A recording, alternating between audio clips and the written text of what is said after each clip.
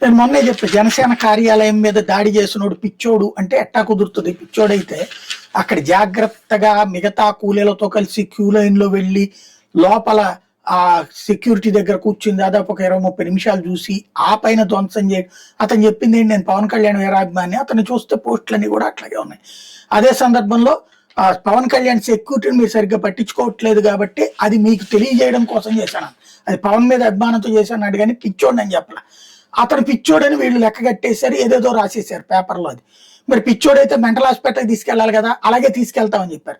మరి ఇప్పుడు ఏంటి, అతన్ని రిమాండ్కి పంపించారు. ఇప్పుడు తాజాగా గుంటూరు జిల్లా మంగళగిరిలో జనసేన కేంద్ర కార్యాలయం జరిగిన ఘటనలో నిందితుడిని పోలీసులు అరెస్ట్ చేశారు. పోలీసులు చెప్పిన వివరాల మేరకు గత నెల 27వ తేదీ ఉదయం 9 గంటల సమయంలో శ్రీకాకుళం జిల్లా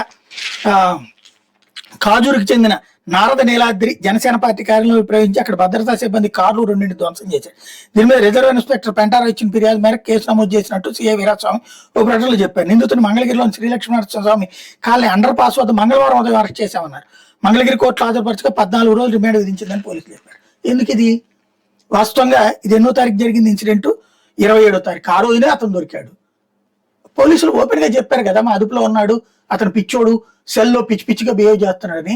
27, ఇప్పుడు 3వ తారీఖు దాకా ఇన్ని రోజులు కస్టడీలో ఉంచుకున్నందుకు రేపు అతను బెయిల్ వచ్చేస్తే ఇంకోటి పిచ్చోడైతే పిచ్చి ఆసుపత్రికి పంపించాలి కానీ ఇట్లట్లాగా రిమాండ్కి పంపించారు. సంథింగ్ ఏదో నిజాన్ని దాస్తున్నారు.